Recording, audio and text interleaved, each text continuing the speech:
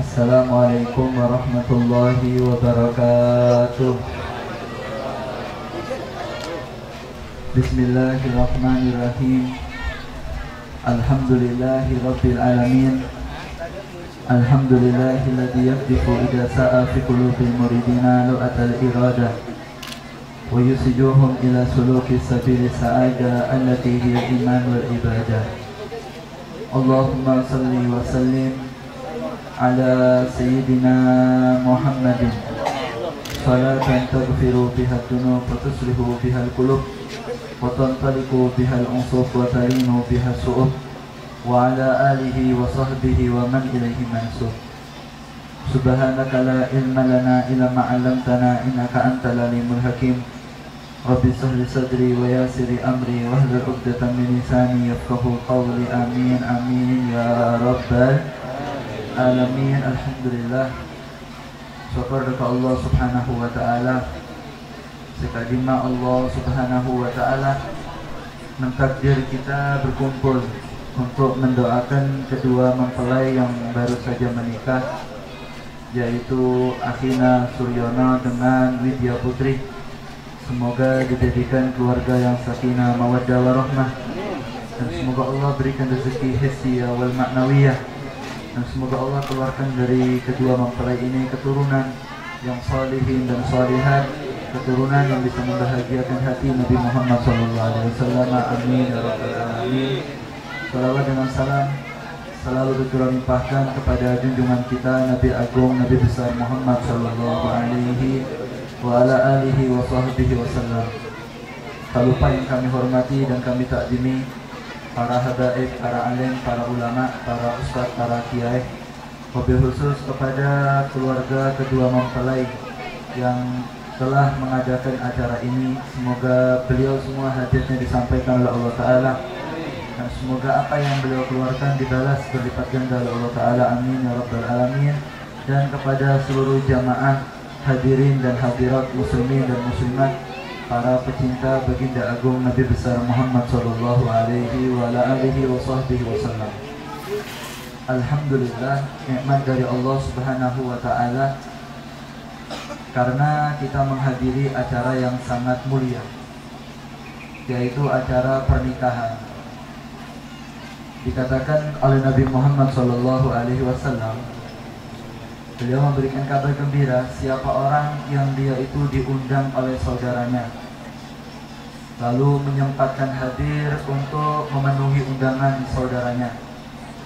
Maka Nabi Muhammad mengatakan, qadallahu lahu sab'ina hajatan min hawaijil akhirah adnaha maghfirah. Maka Allah akan mengabulkan 70 hajat akhiratnya, wa adnaha maghfirah, dan paling minimal ketika sampai diundang orang menyempatkan hadir, aneka sempurna kanjeng Nabi, minimal duduknya sampai pulang ke rumah masing-masing, dosanya dari masa lalu akan dimaafkan oleh Allah Subhanahu wa taala. Makanya apalagi kalau ini acara pernikahan, karena acara pernikahan ini adalah acara yang paling membahagiakan hati Nabi Muhammad SAW. An-nikahu sunnati faman ragiba an sunnati falaysa minni. Nikah ini merupakan ajaranku, kata Nabi Muhammad SAW. Faman ragiba an sunnati falaysa minni, maka ketika ada orang yang tidak suka dengan sunnahku, dia tidak mau menghidupkan kembali ajaranku, falaysa minni, maka dia bukan kelompokku, kata Nabi Muhammad SAW. Karena hanya dengan pernikahan inilah hadirin, hanya dengan perkawinan, tak ada cara selain. Hanya dengan pernikahan inilah maka umat Nabi Muhammad mereka akan terselamatkan dari perzinaan. Bagaimana cara umat supaya selamat dari perzinaan? Nikah. Mata nikah, tak bisa. Bagaimana cara? Tak bisa. Orang itu harus kawin. Kalau tidak kawin, ya bagaimana? Dia akan menyalurkan syahwatnya bagaimana? Dan tidak mungkin dia menjadi orang yang bertakwa kepada Allah, sempurna keimanan dan ketakwaannya, kecuali dia melaksukkan sunnah yang diajarkan Nabi Muhammad, yaitu adalah menikah. Falyattaqillaha bisitril baqi, maka sisanya adalah kita dengan bertakwa kepada Allah Subhanahu wa taala. Dengan menikah inilah maka keimanan kita meningkat dan keluarga kita, tanggung jawab kita menjadi sempurna sesuai ajaran dari Nabi Muhammad SAW. Karena nikah ibadah, saudara. Iki kompak, iki nikah bener cuma tradisi. Nikah ibadah. Namanya ibadah pasti beda pahala. Namanya pahala aneka tergantung dengan kadar kesusahannya. Makanya Nabi Muhammad SAW beliau matur sama putrinya yang bernama Siti Fatimah Zahra, Sayyidatun Nisa'il Alamin, pemimpin wanita di surga Allah. Ketika beliau hidup dalam keadaan payah, Siti Fatimah neka kehidupannya susah, makan repot, kehidupan sederhana. Nabi Muhammad mengatakan, ajruki ala qadri nasabuki, pahala saya paring sar Allah Fatimah kepada kamu aneka tergantung kadar capek dan permasalahan yang dihadapi. Nama nikah ibadah pasti beri pahalana, ya pasti dalamnya pernikahan itu pasti ada masalah. Tidak ada orang kawin tidak ada masalah. Kimiki, tapi orang kawin itu ada masalah. Lah masalah ini yang menyebabkan kita dapat pahala. Kalau kawin tidak ada masalah, ini perlu dipertanyakan. Mesti baru selopot nih kan. Kota berbeda masalah tapi kalau kope tidak ada orang kawin tidak punya masalah, tidak ada. Karena memang kita kawin nyari masalah, kita cari uang. Kalau kita kawin dengan ruwet inilah, dengan permasalahan inilah, kita akan mendapatkan pahala dan bimbingan dari Allah Subhanahu wa Ta'ala. Maka Nabi Muhammad memberikan nasihat kepada keluarga yang baru saja menikahkan anaknya, yang anak perempuannya diberikan kepada suaminya. Supaya masalah ini selesai, maka harus dimulai dari wanitanya. Karena dikatakan An-Nisa aneka imadul bilad, lebih nekati yang daerah. Wafi riwayatin imadul bed, perempuan ini adalah tiangnya rumah. Kalau sudah orang perempuannya bagus, insya Allah rumahnya akan bagus. Kalau sudah rumah tangganya bagus, insya Allah wilayahnya bagus. Tapi kalau perempuannya tidak bagus, ancur kapi. Karena fitnah yang paling hebat yang ditinggal oleh Nabi Muhammad untuk kita para kaum pria, yaitu adalah wanita. Orang bisa tahan kalau masalah harta, orang bisa tahan kalau masalah jabatan, orang bisa tahan masalah kelaparan. Tapi kalau sudah godaan wanita, ini sulit orang yang tahan. Inna kaidahunna adim. Makanya Allah matur dalam Al-Quran, godaan yang paling repot bukan godaannya setan, bukan godaannya iblis, bukan godaan kuku sepi, punten, tapi godaan yang paling bermasalah di dunia, mulai zaman dahulu sampai akhir kiamat, mulai zaman Nabi Adam sampai dunia ini kancor, yang paling berat hukumnya ada yang kabubine. Sama saudara Muhammad. Makanya kalau perempuan ini sudah bagus kak, khusus seperti. Makanya Rasulullah matur, kalau sudah ada anak perempuan dikawin sama orang laki, itu bukan punyanya orang tuanya lagi. Jadi ngaji. Itu bukan punyanya orang tua. Itu anak saya beb dulu, sekarang sudah kawin punya suami. Maka sampai tidak punya hak ngatur-ngatur. Kalau sudah kawin tidak boleh dibawa. Kalau sudah dikawin tidak boleh dibawa dari saya, harus tinggal sama saya. Ini omongan orang yang tidak punya agama. Ketika dia punya agama, maka dia tidak akan menghalangi seorang suami untuk melepas anak perempuannya. Karena tahu kalau sudah dikawin bukan haknya dia lagi, sudah hanya seorang suami. Makanya Nabi Muhammad SAW beliau matur dalam hadisnya, ayyu mamra'atin matat wa zawjuha anharat dakhalatil jannah. Siapa saja perempuannya yang ketika sudah dikawin lalu mengabdi kepada suaminya dan suaminya merasa puas dan ridho dengan pengabdian istrinya, dakhalatil jannah, maka perempuan ini akan masuk surga Allah. Dalam riwayat yang lain Nabi Muhammad matur, idza shallatil mar'atu khamsaha wa shamat sahraha wa hafidat farjaha wa ata'at ba'laha faqila laha udkhuli jannah min abwabi jannati si'ti. Nabi Muhammad mengatakan, siapa saja perempuannya yang sebelum kawin dia taat sholatnya, bagus 5 waktunya tanpa dia tinggalan kecuali hari yang berhalangan, suaminya puasa Ramadannya Masya Allah istiqomah, dan yang ketiga wa hafidat farjaha, menjaga kemaluannya tidak sampai disentuh oleh orang yang tidak halal. Mereka tugas apa? Belum pacaran anak berbina, mereka tak teguh kecuali kepada orang yang halal. Karena pun hancur zaman mereka. Sulit kita cari perempuan original, mereka apa? Sulit. Sebetulnya bala doengking, sapi panggang, macam pone capok neka. Kadang satu perempuan sudah dicium 5 bibir. Kadang-kadang sudah dipegang oleh 10 tangan. Kan tak original nih. Akhirnya kawin nih kan. Tak ori boleh, Pak. Karena Nabi Muhammad, perempuan berhasil menjaga dirinya. Tidak bisa menjaga diri kecuali suaminya menjaga diri. Kalau sudah kawin, tidak bisa perempuan menjaga diri kecuali bapaknya menjaga diri. Kalau sudah ada perempuan gampangan, berarti bapaknya gampangan. Makanya Nabi Muhammad ngatur dalam hadisnya. Rasulullah mengatakan apa dalam riwayatnya? Rasulullah mengatakan, dan jagalah wa'ifu ta'ifan nisa'ukum, jaga badan kalian, wahai bapak-bapak yang punya anak perempuan gadis, yang punya anak sekarang SD, yang mau SMP, atau yang TK mau masuk SD, jaga badannya pak. Ta'ifu nisa'ukum, niscaya anak perempuan sampai akan dijaga oleh Allah. Kalau sudah perempuan kehilangan perawannya, belum kawin, ini berarti bapaknya dulu bermasalah. Allahumma shalli ala Muhammad. Ini berarti bapaknya tidak beres. Kalau bapaknya beres, bapaknya soleh, menjaga badannya, tidak mau dengan hal yang haram, maka anak perempuannya akan dijaga.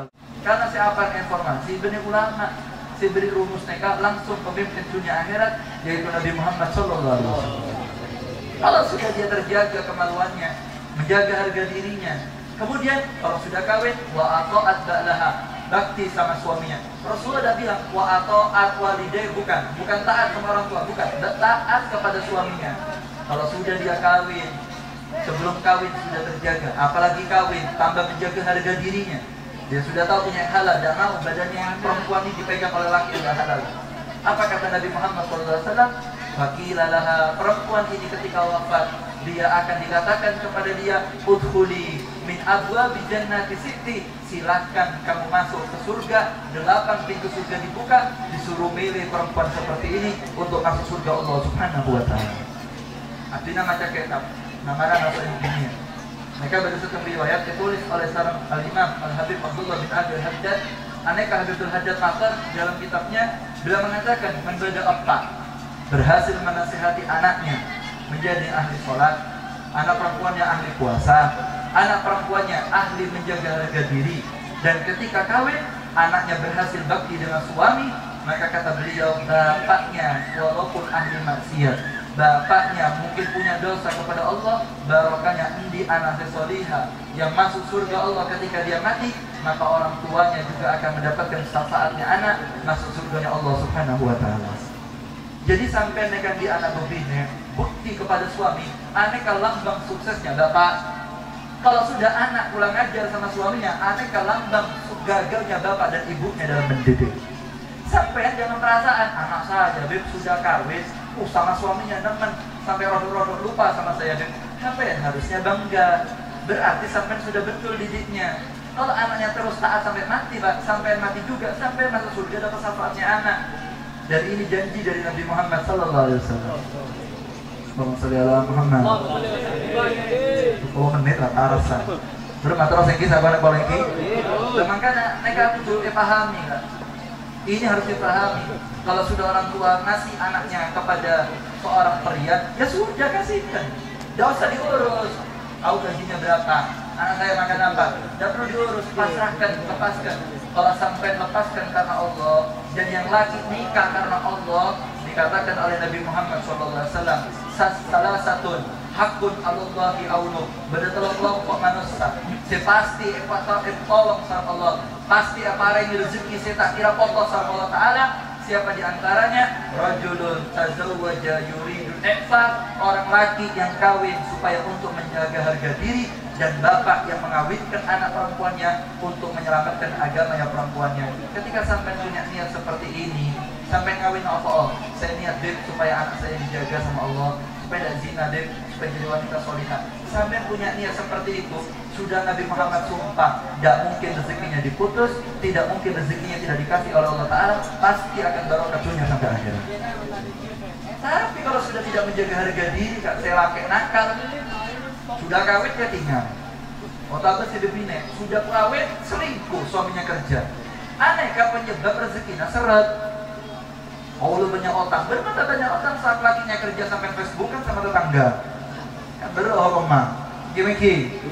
Salam KSD, apa luar LBK kita lama bersemi kembali kan nggak usah kaya. Pas angkatan Allah mereka banyak otak, bermata banyak otak nggak benar selingkuh.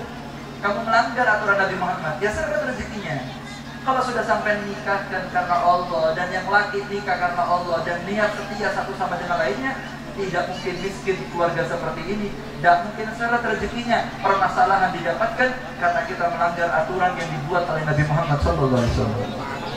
Kalau sudah sampai kawinkan anak dengan cara seperti ini, barokah, akan senang ke dunia sampai akhirat. Aneka informasi dari Nabi Muhammad SAW.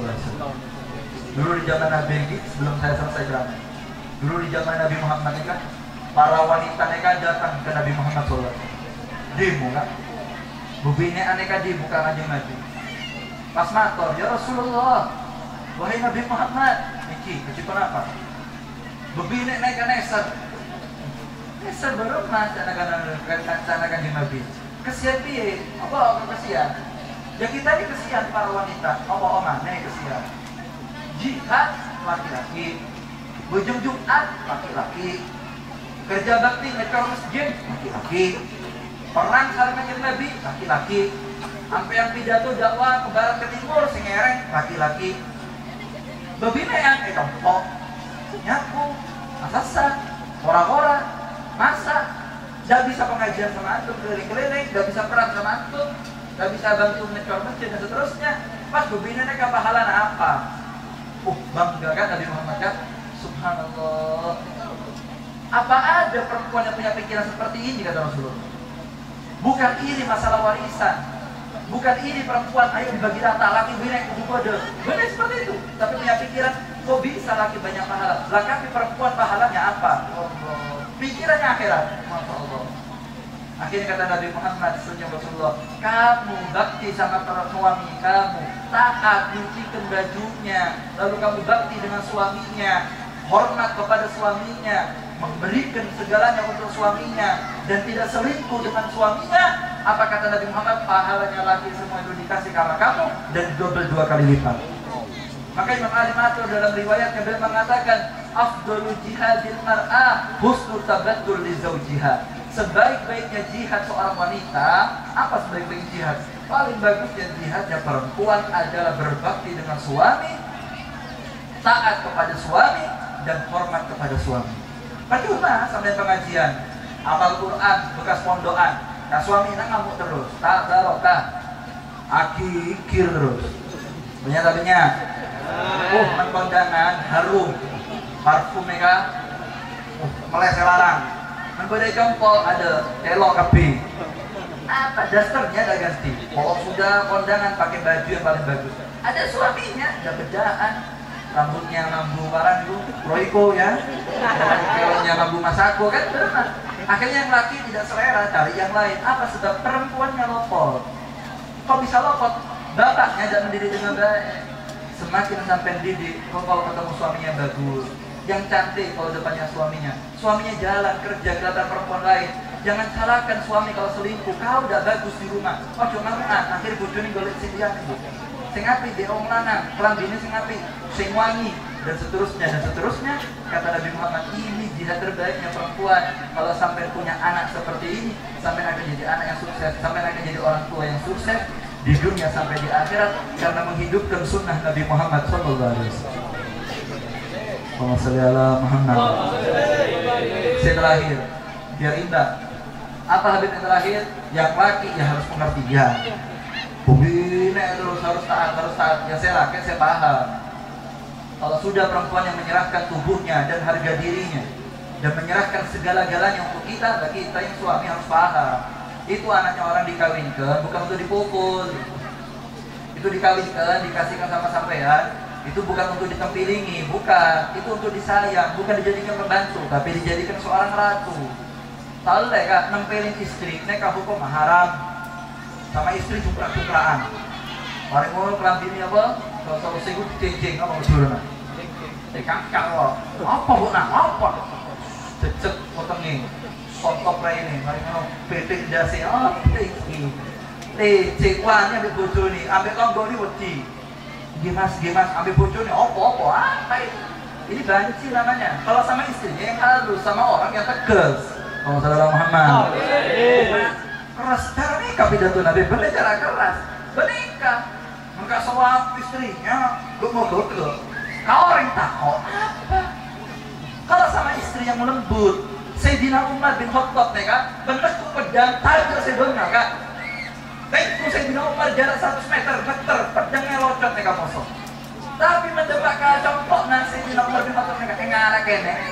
Gigiri sarang domine napa? Engki kota-kotaan balik compok. Tapi mengeluar apa? Hah? Compok dengan cuma lanang. Maka Sayyidina Umar mengatakan ij'al nafsaka fil bait kasobi. Jadikan kamu wahai suami ketika masuk ke rumah bagaikan anak kecil yang kita tidak menutupi, tidak menampilkan kegagahan kita, tidak menampilkan kesangaran kita, tapi kita tampil dengan lemah lembut, berbaur dengan keluarga. Ini nasihat dari para pewaris Nabi Muhammad SAW. Di luar yang gagah, di rumah jangan gagah. Rokok, kopi, anu gak bulana habis, leh, atas level nasi makan apa? Kau benarnya? Aneka suami apa? Mulaan kak, nasi makan. Anu kak jemuran, anu jemurkan kawin jemur. Serake mengku industrial rokok. Apa ini? Ini suami apa? Ini bukan suami. Aneka preman kan namanya kan?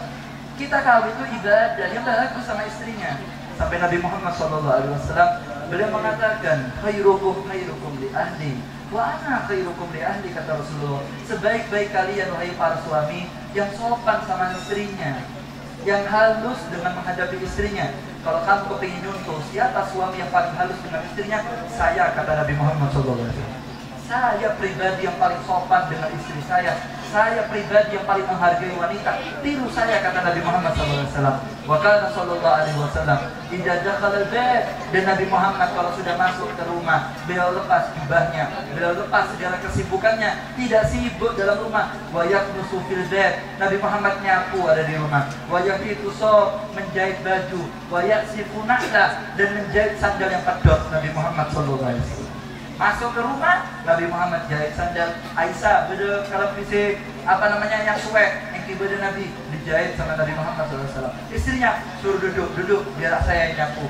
Bekerja sama di rumah, ini akhlak Nabi Muhammad SAW. Kalau Sayyidina Ali dengan Siti Fatimah dibagi dua. Sayyidina Ali bagian luar, Siti Fatimah bagian dalam. Pose-pose lapangan Sayyidina Ali, nyiram-nyiram Sayyidina Ali, ngepel teras Sayyidina Ali. Perempuan jalan rumah, biar dia sama tetangganya, jadi ngepel itu yang kurang berhormat. Biar suruh masuk sampai yang ngepel, sampai yang nyapu, sampai yang nyiram-nyiram, dibagi tugas. Luar bagian suami, dalam bagian istri. Sehingga ketika ada keseimbangan seperti ini, suaminya sayang dengan istrinya, disitulah berkah akan turun dari Allah Ta'ala. Tidak mungkin surut rumah tangganya, tidak mungkin seret rezekinya. Kalaupun ada masalah akan cepat diselesaikan, karena tidak ada permasalahan yang tidak bisa diselesaikan. Dan selesai dari permasalahan hanya diberikan kepada orang yang bertakwa kepada Allah Subhanahu wa Ta'ala. Dan ciri-ciri orang yang bertakwa adalah suami yang sayang dengan istrinya, dan seorang istri yang dia itu sayang dan mengabdi kepada suaminya sesuai dengan yang diajar oleh Nabi Muhammad SAW. Allahumma sholli ala Muhammad. Paham? Paham? Mereka kawin bukan cuma kawin-kawinan, banyak kan? Sekarang orang laki nampilin istri banyak tak banyak? Sombongkan, jambak pisang, konon jerit pisang. Ya berarti di rumah aja, yang sabar. Istri saya ini yang bulan, ini memang bohong betul. Yang sabar, senyum saja, ambil kalem saja. Rumah tinggi ya berarti sampai ada dosanya. Para ambiya ini kan, para nabi-nabi, saya baca di kitab Tabil Muqtarin, nutup juga. Saya baca dalam kitab Tabil Muqtarin. Mereka satu ambiya, mereka wajul ke Allah Ta'ala. Ya Allah, istri saya ini ruwet. Istri saya aduh ngambulan, aku sakit cetak. Apa cak nasi nabi neka motor ke pangeran, bro neka motor bini bro, kuat. Apa kata Allah Ta'ala? Wahai Nabi Allah yang sabar, itu derajat mau dinaik. Kalau itu dilakukan bukan oleh Nabi, kalau ternyata ruwet, ternyata kita posisi bukan Nabi, kita manusia biasa, itu berarti ada dosanya kita di masa lalu yang mau dimaafkan oleh Allah. Makanya istrinya dibuat ngambeng, makanya istrinya dibuat nganggur. Yang sabar, dosanya kok banyak, itu mau dimaafkan sama Allah. Karena ada di antara dosa yang tidak bisa dimaafkan kecuali sabar dengan godaannya suami.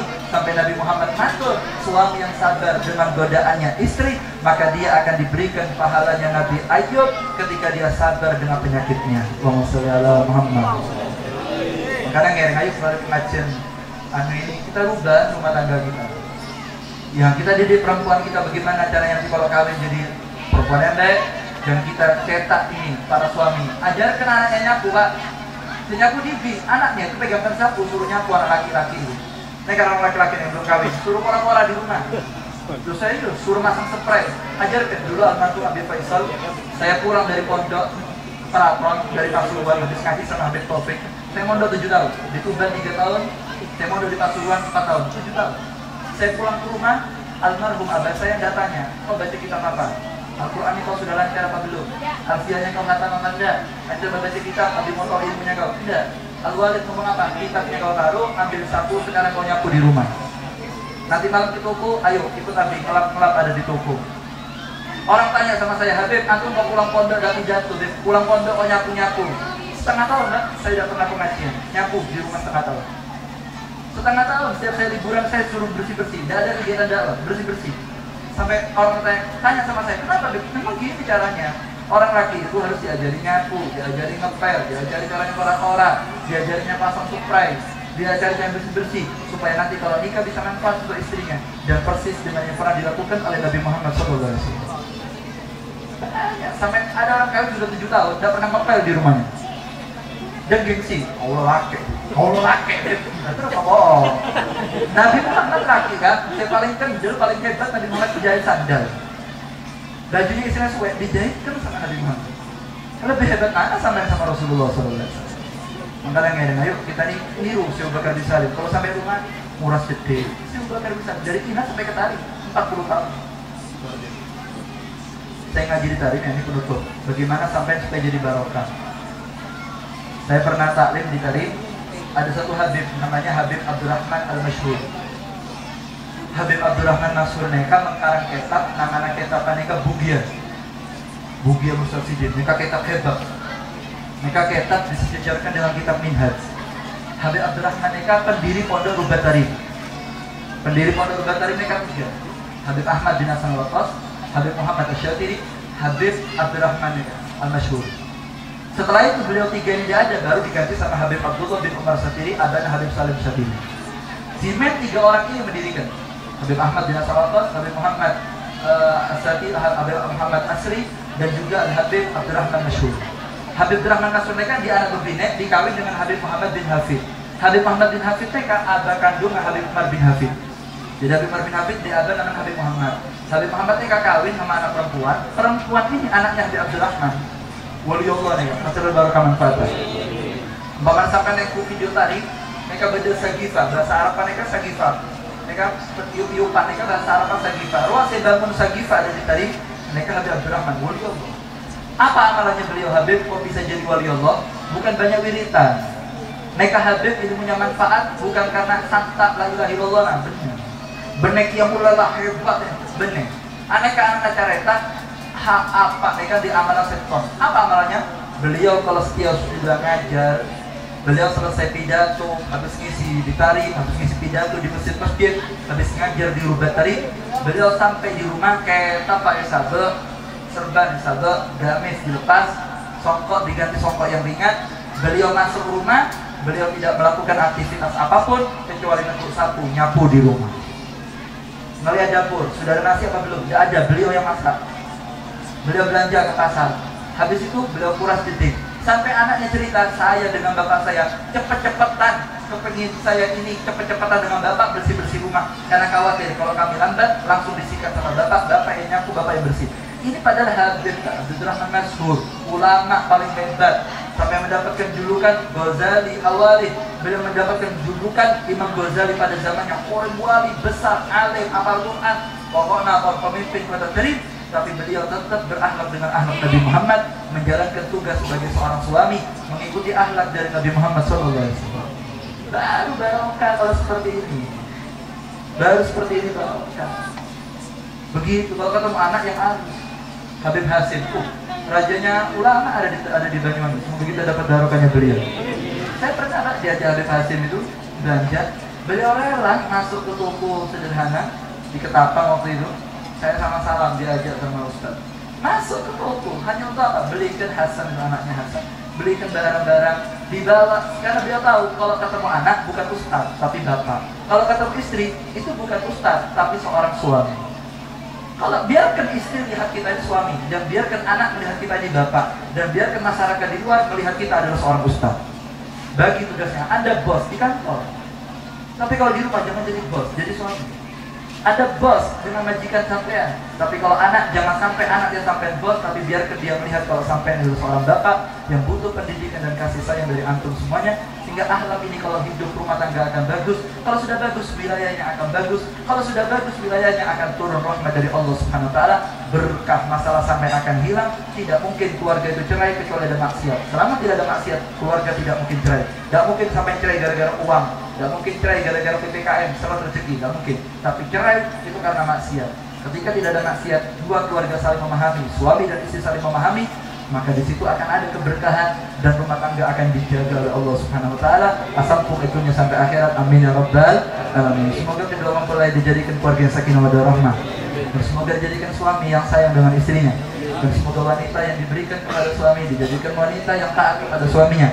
Dan semoga kedua keluarga besan dan kelompok sini akan dijadikan keluarga yang baik, dan semoga Allah berikan keberkahan rezekinya, Allah berikan keberkahan keturunannya, dan keluarga kita yang sudah menikah, semoga Allah berikan kita keluarga semua yakinah mawaddah warahmah. Yang punya masalah, insya Allah selesai masalahnya. Yang sumpah hatinya semoga diberikan bahagia, dan semoga yang belum menikah mendapatkan jodoh yang terbaik. Sudah nikah semakin taat, sudah nikah semakin soleh dan solihah, semakin bisa terus menghabiskan sisa umur dengan ketaatan kepada Allah Ta'ala sampai kita meninggal, sampai berjumpa dengan Allah, dan kita akan ketemu dengan Nabi Muhammad SAW. Amin ya rabbal alamin. Walaupun yang solihah al-fatihah. Ya amin ya rahmanirrahim. Iyyaka na'budu wa iyyaka nasta'in. Suratul ladzina an'amta 'alaihim ghairil maghdubi 'alaihim waladdallin. Amin. Sekali top. Manfaat ilmu barokah manfaatihi bisa kita pakai untuk menghabiskan sisa kita umur. Amin ya rabbal alamin. Kurang lebih saya mohon maaf. Hadza minni wa lakum. Assalamualaikum warahmatullahi wabarakatuh.